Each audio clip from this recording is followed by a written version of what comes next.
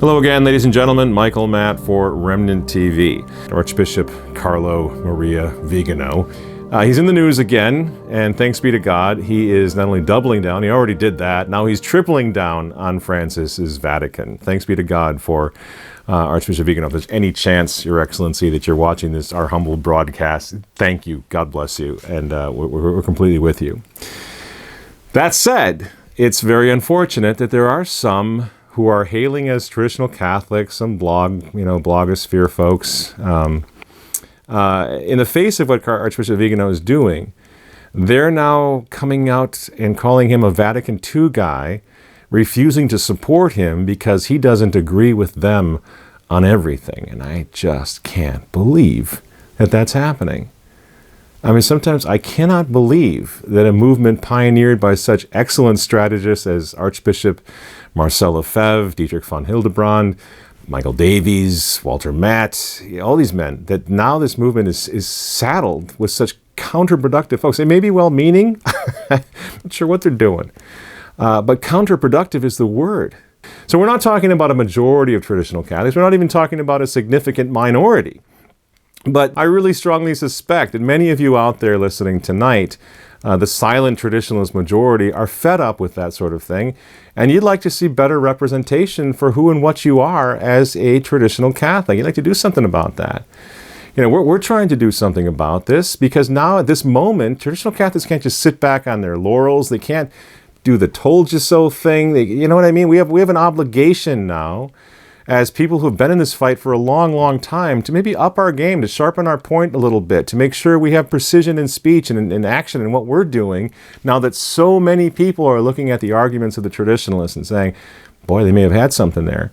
But if they encounter something like this, Viganò, he's a Vatican II guy, forget him, he's part of the pride. If that's what they see, if that represents traditional Catholicism, quote unquote, well, you know, they're going to run away. It's going to polarize the effective resistance against Francis's Vatican. And we don't want to polarize right now.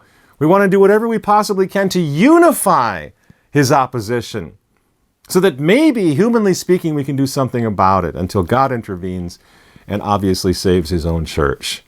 So over at the Remnant, we're trying to do something about this problem. We're trying to bring people together from all the various camps, traditionalist camps, both sides of the Atlantic, you know, to see what can be done to organize some sort of formal resistance against the revolutionaries at work in the Vatican right now as we speak. And yes, this little minority of traditionalists, angry traditionalists, I don't know where they come from, but they're out there. They're looking at what we're doing at the Catholic Identity Conference, for example, and they're calling it traddy ecumenism, and we're all cowards and all, or heretics, H-A-I-R-T-I-C-K-S. I don't know why they do that. They call everybody heretics so often that after a while it becomes heretics. He's a heretic. He's a heretic. He's a heretic. They see heretics everywhere. There's no compassion. There's no sense of, man, this is diabolically disoriented people everywhere. There's just condemnations and all of that rot. It's got to stop. So they're attacking the Catholic Identity Conference, for example, as we're a bunch of cowards because, you know, we're not saying it like it is. You got to say it like it is. So let me give you an example of what I'm talking about. Here at the Remnant, we take a lot of heat for referring to Pope Francis as His Holiness. Oh man, I can see it already. People are going to fire up social media. Matt's out there saying he's holy again, okay? You see, here's the thing. And I've explained this before, and I'll explain it again.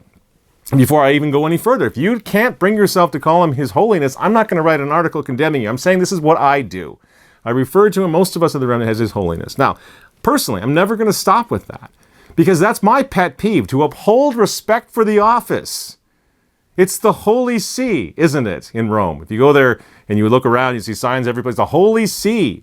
It's the Holy Office, and it's the Holy Father. Even if these modernists in charge over there, they want to disrespect these offices, I don't care what they want to do. That's my office. The papacy is mine as a Catholic, and I will not see it disrespected. He's already over there disrespecting it all the time. I want to do my little part by referring to it as the Holy See and as His Holiness. And you know what? When I refer to him as His Holiness, it has nothing to do with the personal holiness or lack thereof of the man we're talking about. Not at all. In fact, in Francis's case, I would argue that Francis probably hates being called the Holy Father. He prefers Father Jorge, or whatever he likes to have himself called. But I'm going to continue to call the man the Holy Father until I die, or until an actual holy man, a Catholic man, an honest man, becomes the Holy Father once again. You see what I'm saying? It's the office that is holy and always will be holy, regardless of who's holding it. It's the office that we're defending, not Francis, when we refer to him as holiness, his holiness. You see? I don't mean to be harsh, but friends, I believe time is running out. And I think we need to get a little more serious. This isn't about us. It's not that this is something much larger, which we're merely a part of, this Catholic counter-revolution, if you will. And history is not without examples of all sorts of good guys who oppose authoritative regimes, tyrannies, in different ways, right? So let's see if we can talk about that a little bit. See if we can agree on that. Let's stop, in other words, with the circular firing squad, the intramural squabbling, and look down the road a little bit on what we need to do together, what we can do together. You know, because let's take a few examples from history. Monsignor Hugh O'Flaherty, right, manifested outward respect for the Nazi occupiers of the Vatican during World War II, while at the same time, day in and day out, he was operating a massive underground operation to oppose the Nazi regime, to oppose the National Socialists, and to provide a place, a safe haven for their victims and for the prisoners that they tried to take. Really clogged up their machine for a long time during the war, right there inside the Vatican, and yet outwardly gave them respect.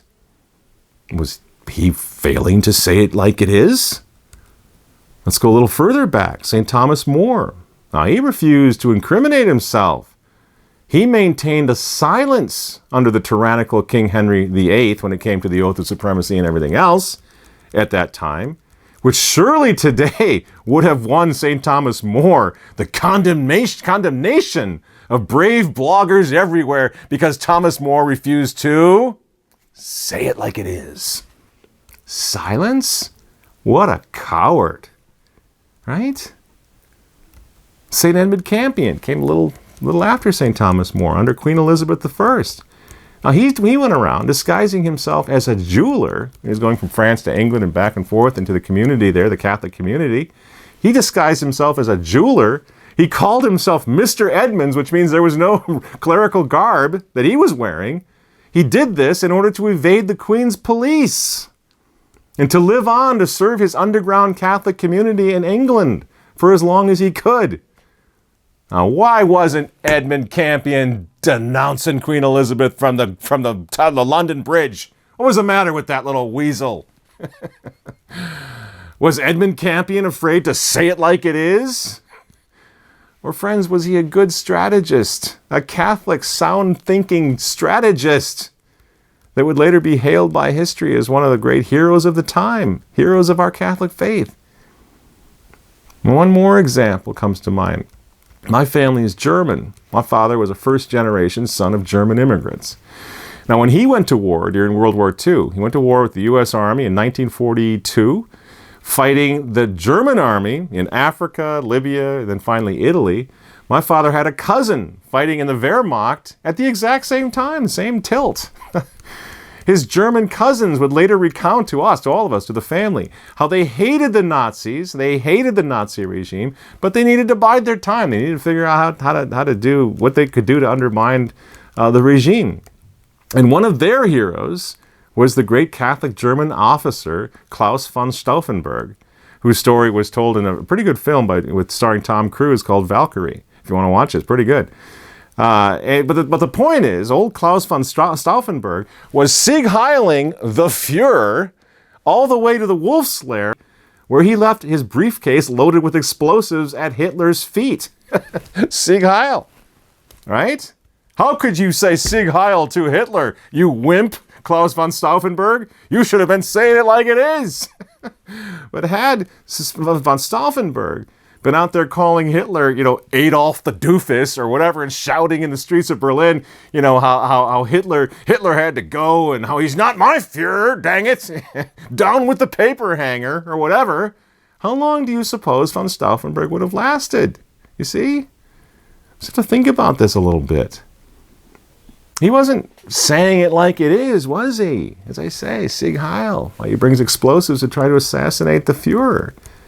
And had he been saying it like it is, von Stauffenberg would have been thrown into Dachau years earlier to spend the rest of the war saying it like it is to himself.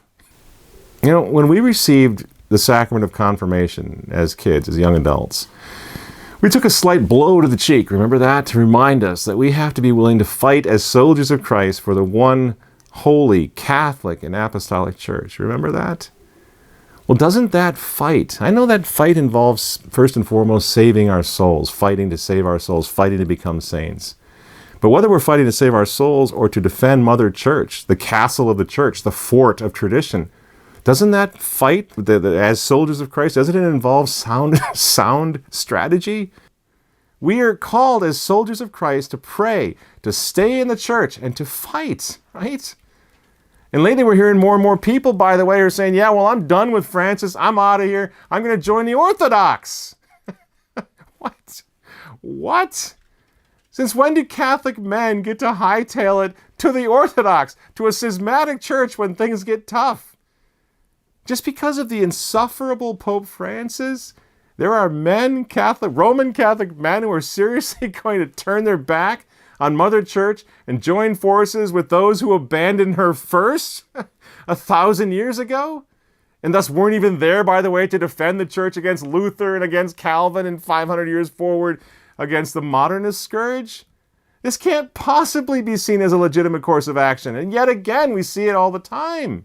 Well, Francis is terrible. Look how bad the church. We're going to join the Orthodox. That's not an answer, folks. We don't get to do that. This is ecclesial treason. And I'm not beating up on the Orthodox. I've got a lot of friends who are Orthodox. I spent my own, refuge years when after Vatican II, and everything was crazy. I went over to the Byzantine Rite, the liturgy of St. John Chrysostom every day, every Sunday certainly. That's how I grew up. I love the St. John Chrysostom liturgy. And it's very similar to that of the Orthodox. So I understand the temptation, but this is still ecclesial treason to simply abandon Mother Church and go where it's not too bad. And as you know, they're having a huge schism over there in the Orthodox community right now, ripping right down the middle of the Orthodox Church, the largest schism in 1,000 years taking place after their synod. And plus, it makes more sense, in my opinion. You got to stay in the church. You got to do something. It would make more sense if you're really that incensed with what's happening, as we all are. It would make more sense to join the Sedevecantists. Those guys may disagree with them, but they don't deny dogmas. They don't reject the primacy of Peter or papal infallibility. But the Orthodox, the oldest schism in Christendom, you're going to let Francis and company run you out of your own church? Have we become that emasculated? And this is to say nothing of the fact that joining the Orthodox right now is illogical on its face anyway. Why? Because the evil that we fear may be imminent after Amoris Laetitia and everything else under Pope Francis, that's already accepted in the Orthodox Church. They approve of divorce and remarriage, right? They don't have a universal prohibition of moral evils such as contraception. Yes, 5 different Orthodox people about contraception, you get 5 different answers. They don't have a central authority in the church. They operate under a thoroughly decentralized authority. So what are we saying when we're going to go the Rod Dreher route, for example, a guy who I respect, but I don't respect that part, jumping ship and joining the Orthodox? What are we actually saying right now to Francis? We're saying, how dare you provide exceptions, Pope Francis, that might allow remarried divorcees to receive Holy Communion.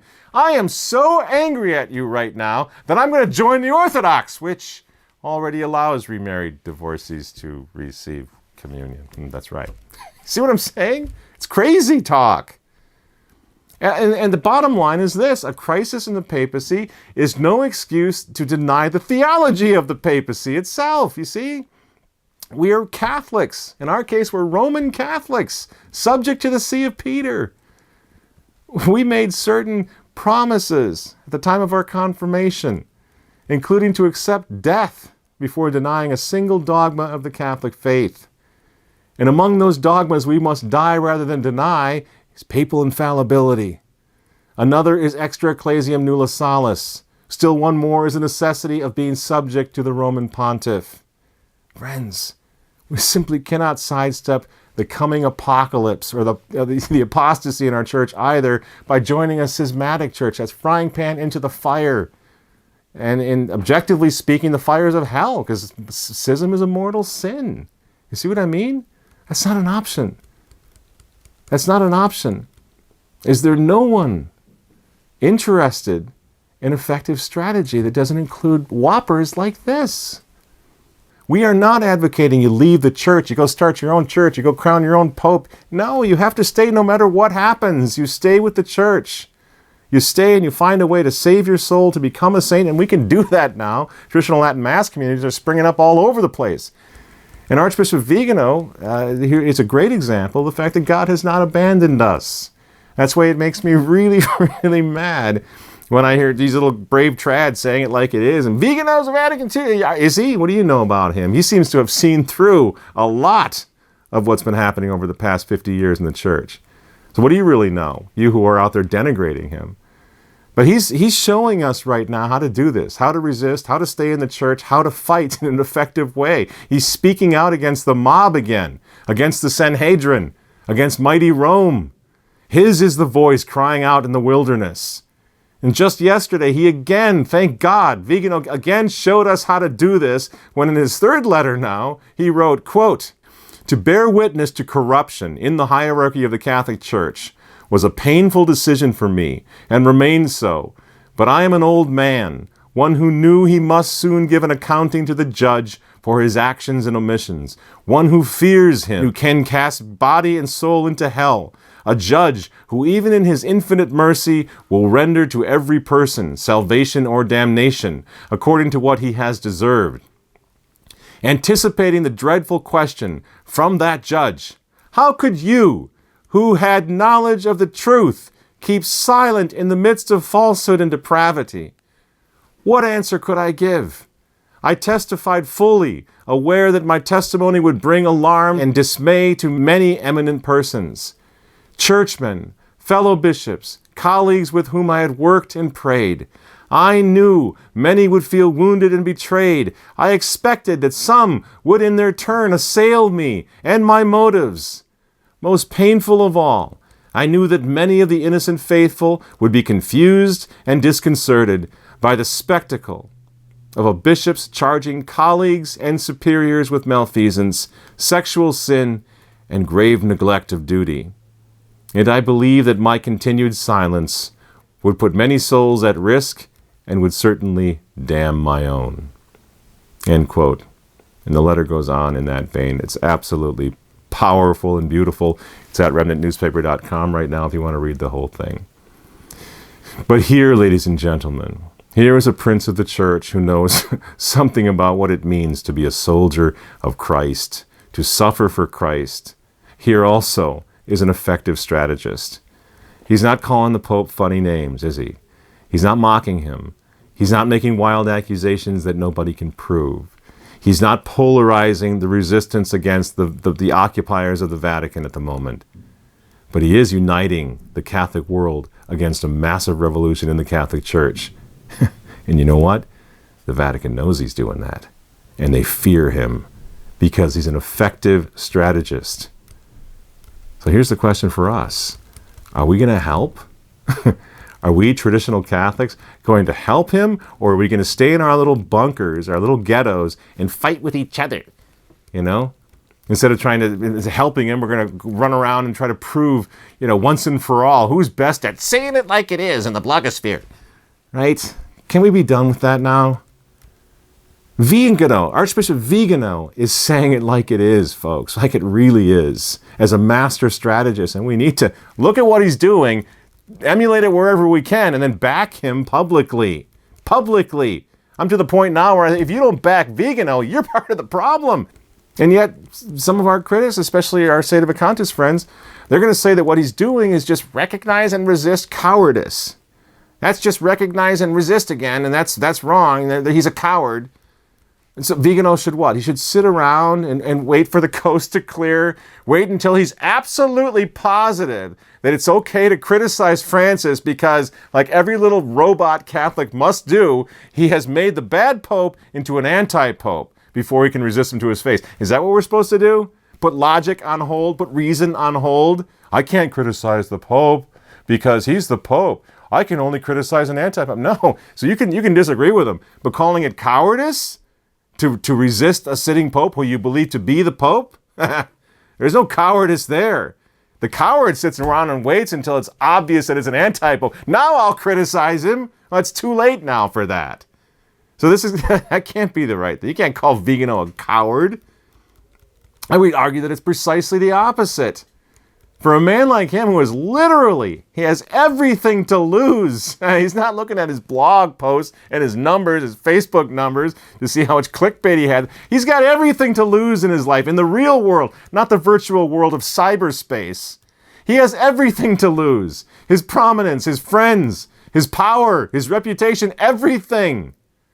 So for Archbishop Viganò to recognize and resist the Pope takes more courage than all the bloggers on the internet combined could muster. Because right now, what's Francis doing? He's over there, he's ignoring Cardinal Burke, he's ignoring Brandmuller, he's ignoring Viganò and calling him, what does he call him? The equivalent to a devil, and hosting a cockamamie youth synod over there. Who's falling for this, by the way? Well, that's what we need. We need a youth synod. As though these men are in any position whatsoever to be coming anywhere near any of our kids right now. This is an abomination. I know everybody's under a lot of stress right now. There are a lot of things going on that don't have easy explanation. Scandal is everywhere. Uncertainty plagues us all. It rises with the sun, in fact. What's going on? Who is this guy? Why are there two guys in white in Rome? What is happening to our church? But ladies and gentlemen, maybe this is a place that we can all start to find some place that we can agree on and move on together to form this effective strategy. We have to decide, and we're going to do this at the Catholic Identity Conference, by the way. We got to decide where we as Catholic, where we stand. What are we going to do right now? What hill are we willing to die on, and which hills are we not willing to die on? Because we, again, are the scattered sheep. We're left vulnerable by the fact that the shepherd has been struck in our lifetime. This is an incredible moment for us. History will be talking about us someday, about the faithful who became scattered sheep when a shepherd had certainly been struck. This is the legacy of Vatican II. This great spirit of Vatican II has left us all scattered sheep all across the face of the earth. But what we can agree on is nothing changes. The powers of hell. If you want to take over the world, you want to set up the kingdom of the Antichrist in the world, what do you do first? You go to the only true church and you target it. And when you get to the church to target it, what do you target? The low-level folks? No, you target Peter. You target the head. The fish rots at its head. So everything that we're seeing now, the attack on our church, should give us some hope that it's not all over. The devil is still trying to destroy our church. Why? Because it's the only true church. It's the only answer. It's the only thing that stands in the way of the New World Order and of the reign of the Antichrist. And Our Lady herself said, pray the rosary so these things don't happen. So yes, we can impact this. We don't just sit back and say, well, it's all going to happen. I'm going to let God do it. No, we've always been called to fight, to pray, and things can be put off. The worst can be put off, in other words, in the world. So please, let's not lose sight of that. Let's focus on that. And let's stay together. And for heaven's sakes, please, God, spread the word.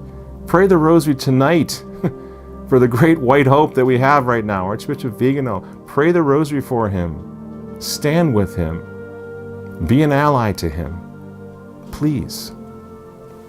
I'm Michael Matt from Remnant TV. Thanks for joining me tonight, and we'll see you next time.